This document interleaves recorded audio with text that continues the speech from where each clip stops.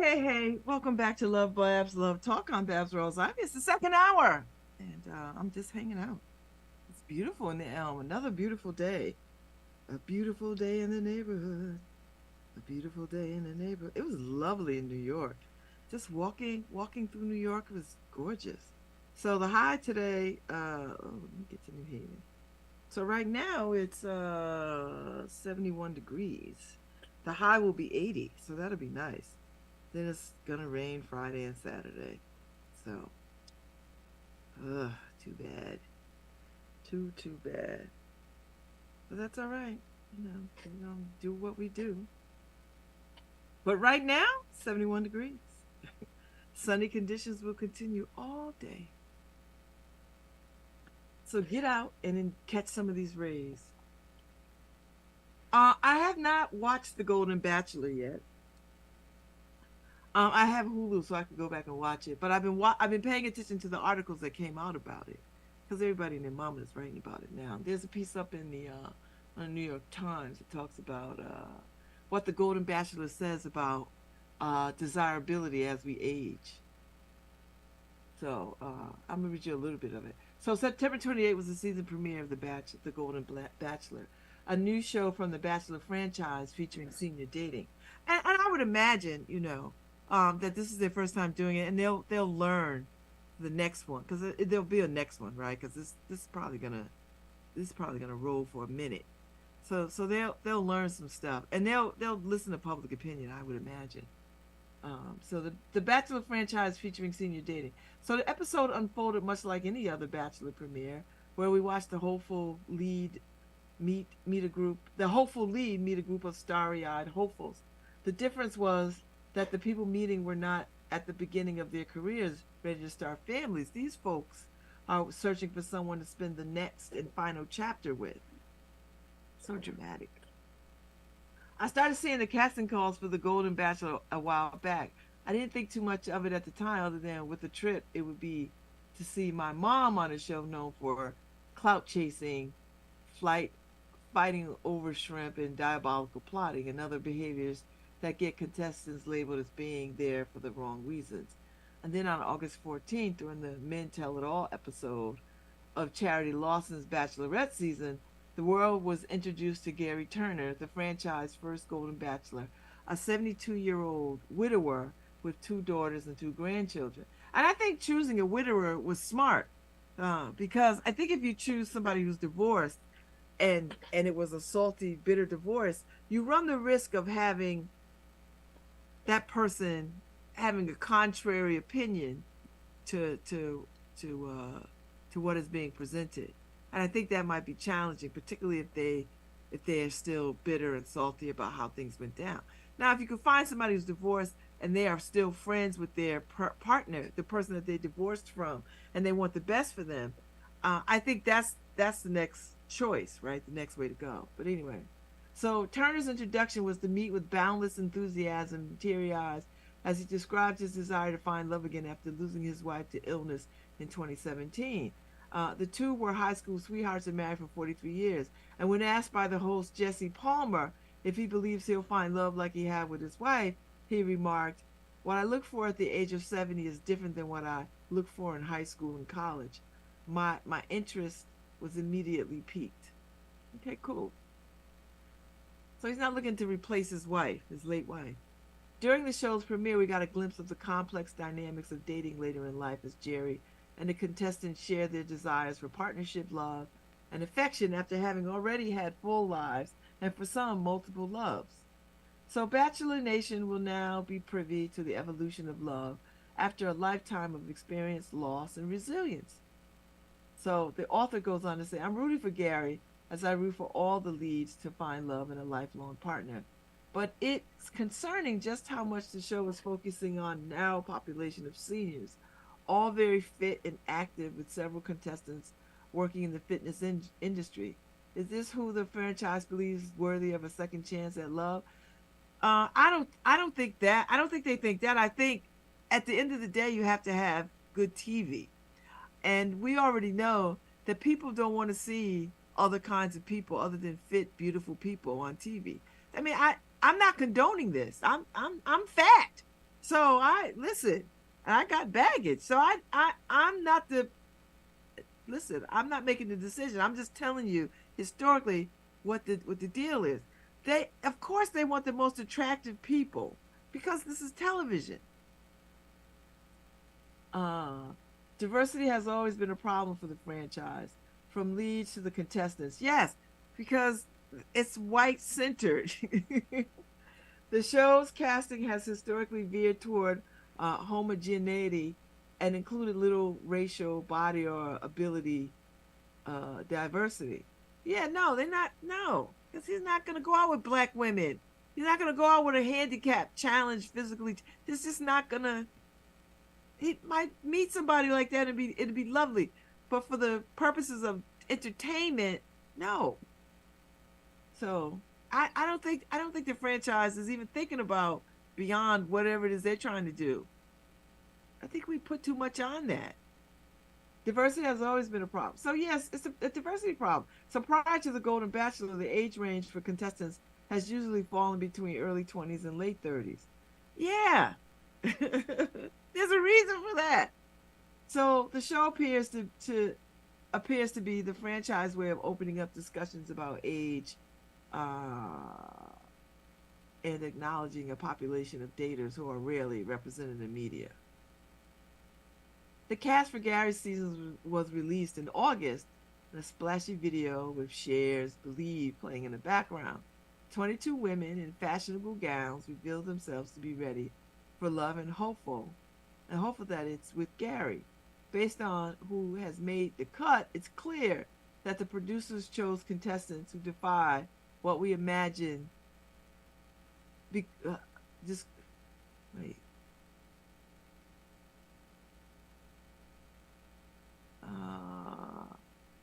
Okay. So, but this casting move breaking stereotypes or reinforcing harmful expectations for people over 60 to be thin, be very few wrinkles, and mostly gray hair free. I mean, there are people that are like that out there in the world. I'm not condoning any of this. I'm just saying, I'm not looking for the Bachelor franchise to what? To define for me how to be, how to age, how to be sexy, how to be anything or desirable. I'm not for that gaze. That's not my. This is for me. This is entertainment. I don't give a damn what these people do or whatever. I know that this is TV, and it's not a documentary, and it's designed to be drama and all this other kind of stuff. I mean, it's just reality TV, as such as we know it. So in many ways, the Golden Bachelor is a mirror of our culture's belief about aging. So I mean, we already know we have an ageism problem. Listen to these actors and actresses who, as soon as they get over 40, they're no longer desirable. I mean, you get a few out there who still working. Helen Mirren, Meryl Streep, that kind of thing. So, so, uh, so the American Psychological Association defines as just discrimination against older people because of negative and inaccurate stereotypes. And one of the final contestants to exit the limousine to meet Gary was Conchetta, Aunt Chippy, who is Jimmy Kimmel's aunt. She's 84, and she closely resembles the stereotype of the undesirable older woman. In typical tasteless bachelor fashion, she is meant to be comic relief, but she registered more as the fat aim of the joke. Cast against women who manage to escape the ravages of age, she seemed to portray a cautionary tale. She is brash, comments that she is in the wrong place, and falls asleep during the rose ceremony. And whether she voluntarily was there for the joke or not, the point remains the same. She was not even close to being competition. And I don't. Why are we surprised? Are we surprised? I'm not surprised by that. I'm just not surprised. So there are many stereotypes about older people, and one is that older bodies with their fat and folds and wrinkles aren't desirable. I mean, I guess to some people they are, but there's a whole population of people out there who are dating, who are happy, who have been married or getting action, whatever. I don't even think about it this way. I never think that I'm too fat to date or too fat to have sex or any of that stuff, or I'm too old or whatever. I don't, that stuff does not enter my head. because I know who I am and what I am. I don't. I'm not sugarcoating this or pretending or any of that kind of stuff. And the guys who dig me dig me. That's just it. I mean, they know I'm fat. I mean, you meet me, I'm fat. So anyway, so we have this problem of perpetuating youth anyway, youth and wrinkles free, and tight tummies and toned thighs. I mean, we see it all the time. 70-year-old men with 30-year-old women. You never see 70-year-old women with 30-year-old men because it just feels icky to us. So anyway, I don't want to hear these women talk about their struggle with their body images. We done spent a gazillion years talking about women struggling with their body images. And they struggle because they're here for the gaze of men. That's men and other women who are assassins as well. I'm not spending my time doing that. I do not compare myself against anybody. I know that I am fat. It does not stress me. I wear clothes very well. I like who I am. I always liked who I am. Do I want to lose some weight?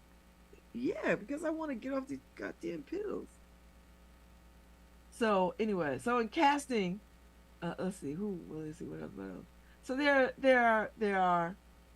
this is especially true for women who experience a tremendous amount of pressure to remain youthful in appearance and get or stay thin as they age, some of which is hormonally impossible and gets only more complicated by a number of health issues we face when we age.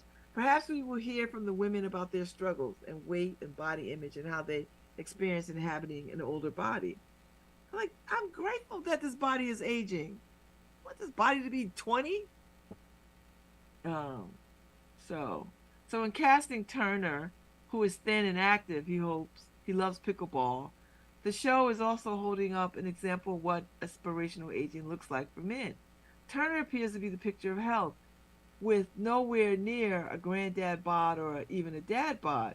He uses a hearing aid, but other than that, he looks as spry as any young man could be.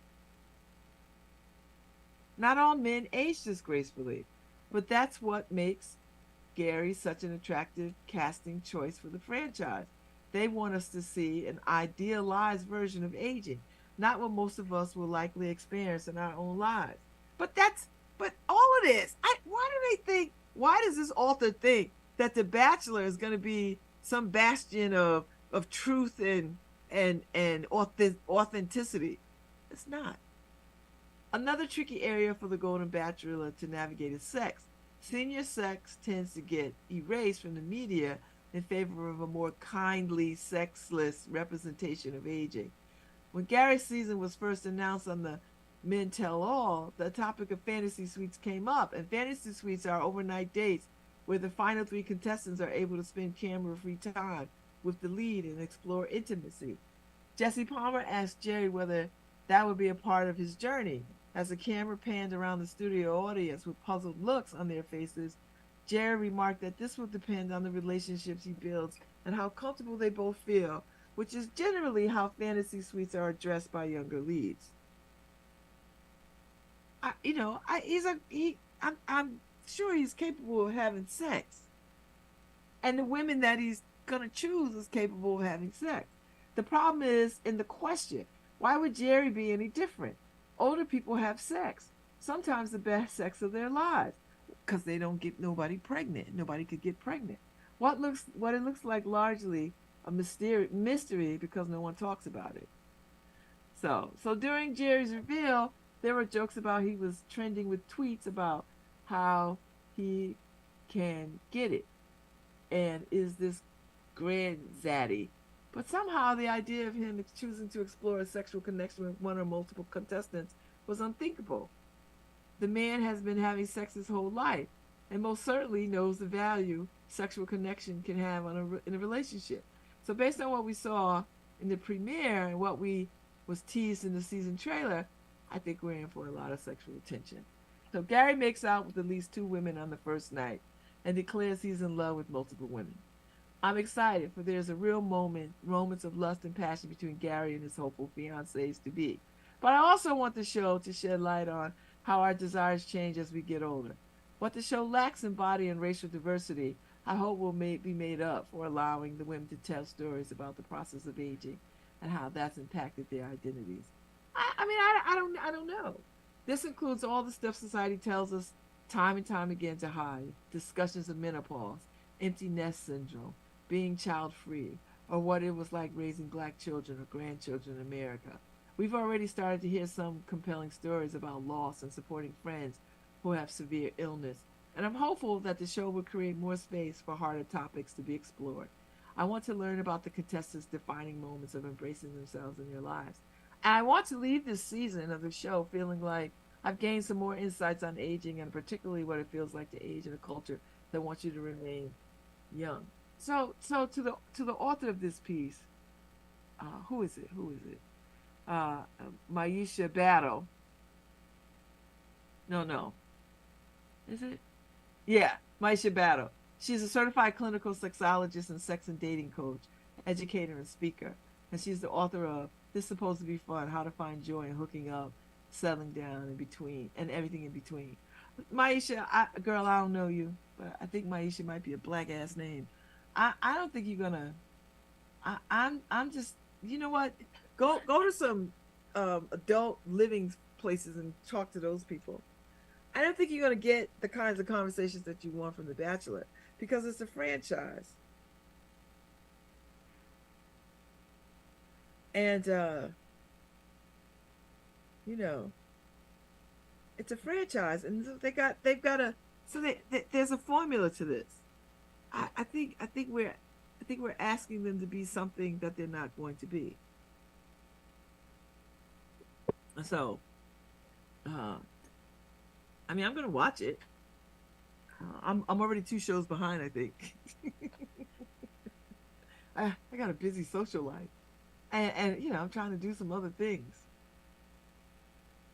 So I just feel like, you know, uh, uh, I first of all, I love that there is this the Bachelor, older Bachelor franchise. And I hope that they don't try to have the shenanigans be the same shenanigans that people would have in their 30s. I hope not. You know, uh, and I just hope that that it's enjoyable. That's all. I'm just hopeful that it's uh it's enjoyable, and that the exploitation is held to a minimum.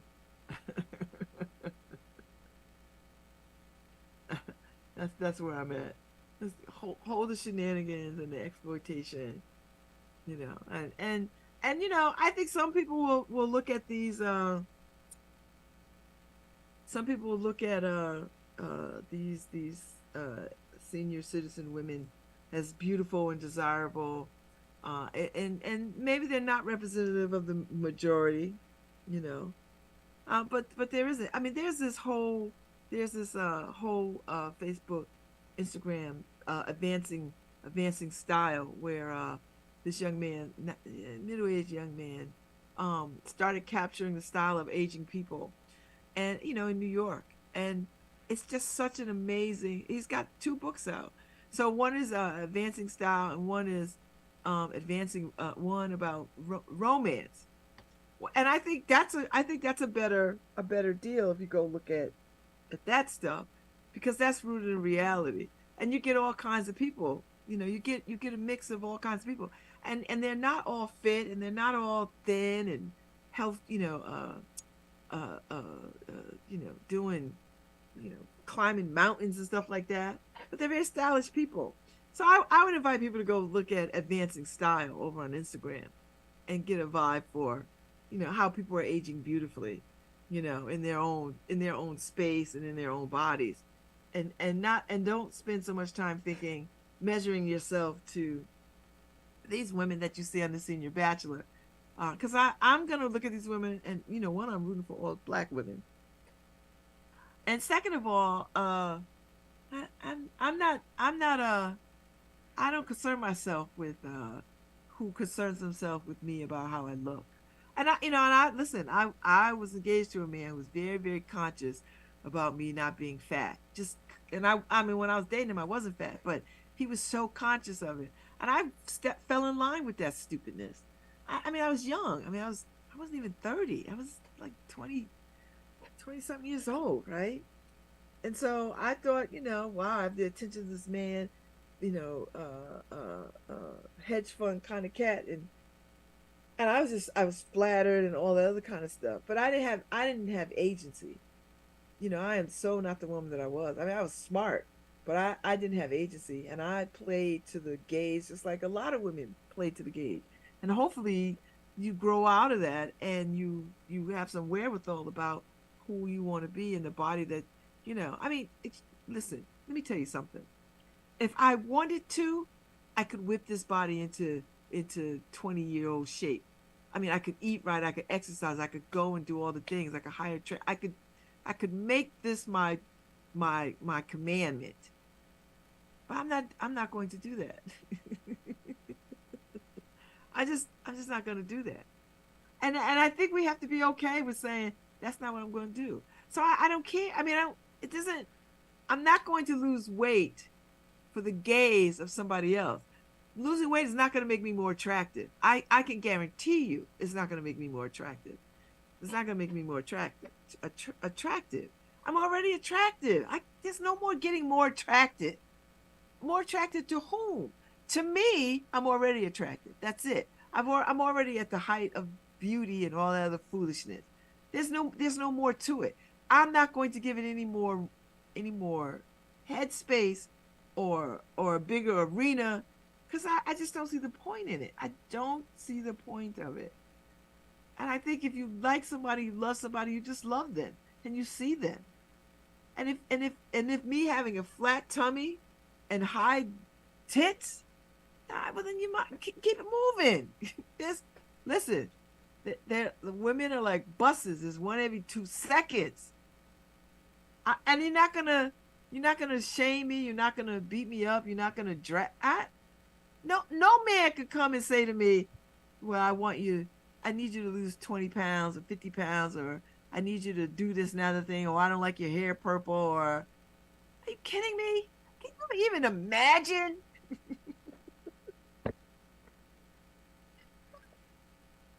I have to say, I'd be like, you know what?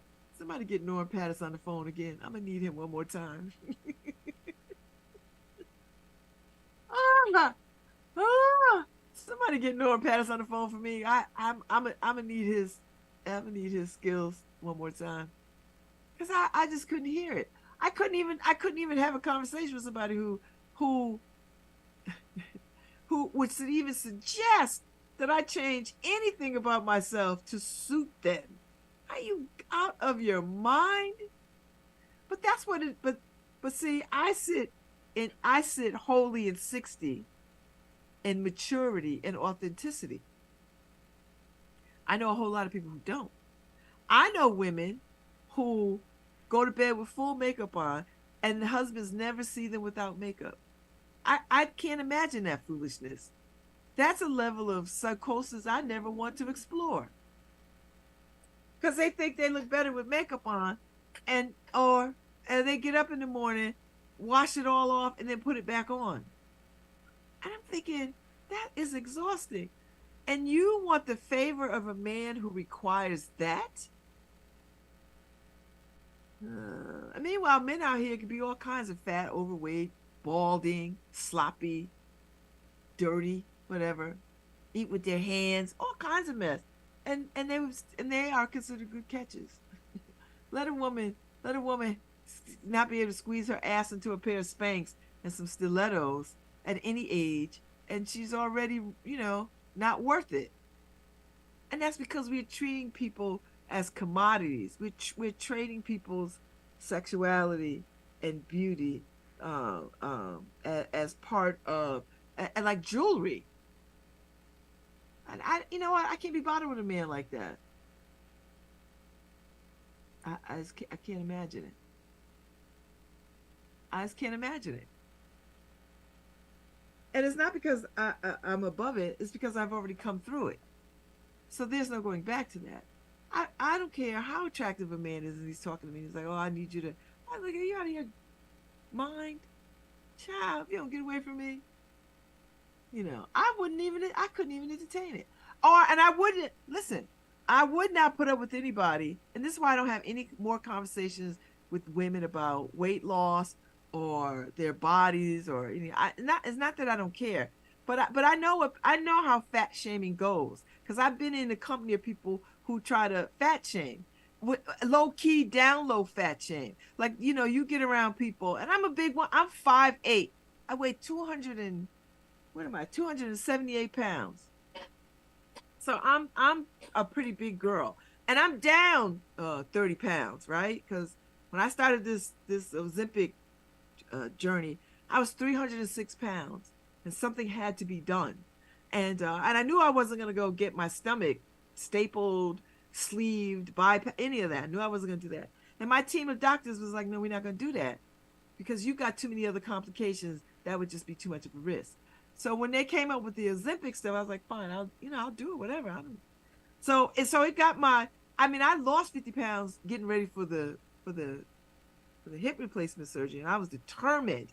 But you know what you have to do to carve out your life to be that diligent, and I did it for a year because I didn't have a choice. But I don't want to live my life like that. Like I didn't drink, I didn't eat any bread, I didn't. I don't want to live like that. Who the hell wants to live like that? So anyway, when they brought the Ozempic to me and it was like, I was like, okay, cool. And so now I'm down 30 pounds, right? And it's been like 4 months or something. It's been like 4 months. I'm cool with it. I'm cool. But this is what I want to tell you. I don't sit in room and spaces with women. And women do this when they're in the company of other women and they do it with other men because they think it makes them look attractive. And I know it's a desperate attempt to say, look at me, look at me, look at me. And that's fine. I got no beef with women who are in shape. I have great girlfriends who are in shape. I have a couple of girlfriends who are personal trainers. I love them. I love what they're doing. I don't begrudge them. But what I don't like is I get in the company of women and they're in the company of men that they find attractive. Now, the thing about me, what you're going to learn about me is men already find me attractive. That's number one. You know why? Because I'm smart and I have good command of language. So that's already attractive. And the men who find me attractive because of that, those men, yes, they'll look at these little skinny girls and like, oh, whatever, whatever. But their time will be spent with women like me. That's number one. But I'm not here for the gays. And I'm not here for what men like. I'm not here for what men like. I could care less what men like or what they think about women and what women do and how we show up. I could care less. But what I don't like women to do is to sort of look at me, I'm not you, I don't want to be you. And they do it in such a little down low kind of way to make jabs. These women that sit around and talk about, oh, I can't eat that, and and oh, I can't. I've gained 5 pounds, and I have to lose 5 pounds, and oh, look at this stomach, and meanwhile, I'm sitting there with my 278 pound self, 5'8", and I'm thinking, girl, what? I'm gonna give me another drink. Because I have confidence. I'm hella. No one. I'm not a shrinking violet by anybody's imagination. I walk into any room and I am the room. That's it. This is not a brag. This is because I have confidence. Because I'm not afraid. Because I know how I look. I know how amazing I am. I don't have no fear. I don't walk into a room shrinking. I don't walk into a room hiding. I don't do any of that. And I certainly don't have to talk about some made up weight thing to prove that I'm, worthy of somebody's attention. I don't do that. So to all these women who got fat friends, stop trying to, throw your fat friends under the bus. Stop trying to, act like, you hang with this fat friend because your fat friend makes you make you look more attractive when you're out there in these streets. I see this. I see the foolishness of that too. Because when you're out with a fat friend, you're gonna get the more attention than your fat friend, or so you think. So you think. I'm telling you, there's a lot of levels to this foolishness. There's a lot of levels to this foolishness that goes on. And I sit and I watch it and I was like, oh, I don't I always tell women, I was like, listen, if you happy with where you at, be happy with where you at. But if you're gonna spend all your time and attention focusing on some elusive listen, when I was in high school, I was a size what, 12, 14. When I was in college, I was a solid 14, which is, I could wear any 14. I was modeling back in the day, right? I was modeling for Macy's, I was modeling for Seychelles, and I was modeling for August Max Woman, and so I could wear any size 14 anywhere in the world. They just put it on me and could wear it fine, and that was considered plus size back in the day. That was plus size. Now I'm a solid 22. I'm a 22. So what constituted as a plus size back then is really I was not fat. But there is a great deal of bias and aggression toward fat people. They want fat people to be seen and not heard. Don't talk, don't breathe. Don't even think that you're sexy. Don't even think that somebody wants you. Don't even think, you're nothing, you're fat, you're wretched. I mean, that's just the ball game. And I see people do it all the time, fat shaming people all the time. I see it. People have tried it with me and I have shut it down. I'm like, no, no, no, no. I was like, oh no, no, no, no. I don't. Let me check you right now. Let me check you right now. Because what you're not going to do is going to try to make me feel like I'm less than you because you're what, a size 10? Girl, if you don't get out of here, if I wrap you around my wrist and wear you like a bracelet. If you don't get away from me before I throw a sandwich at you and knock you upside the head. So I just, what? Confidence is how you look for right now. Confidence is what you wear. I first of all, I have great style. I pride myself on my style. You're not gonna see me in unflattering things. Every now and again, I'll put on something like, I don't know about this, or I'll wear it. I was like, I didn't really enjoy that, because I like clothes. I like clothes because I think the world is a stage, and so I prepare for it. That's it. I love clothes. I love clothes. Love them. Always have. Even when I was a young girl, love clothes. I got it from my mother. My sister too. We love clothing. Oh, my sister's very much a minimalist, whereas I'm not. I'm very excessive. So anyway, I say all this to say, just what, wherever you are, whoever you are, if you listen to me today, whether you listen to me in Australia or I think I'm big in Russia, wherever you are, just be who you are. Love on yourself, because you know what, you can lose all the weight you want, but if you don't love on yourself, because any weight loss starts first inside.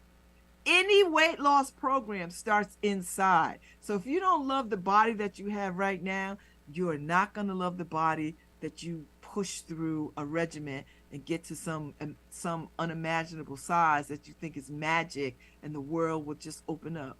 No, you got to open up the world right now in the size that you're in. That's it. So I'm out of here. I'll be back tomorrow, though. I don't know if I got guests tomorrow. I got guests tomorrow. I think I got guests tomorrow. Let me see. So thank you, Nora, for hanging out. I'll see you tomorrow.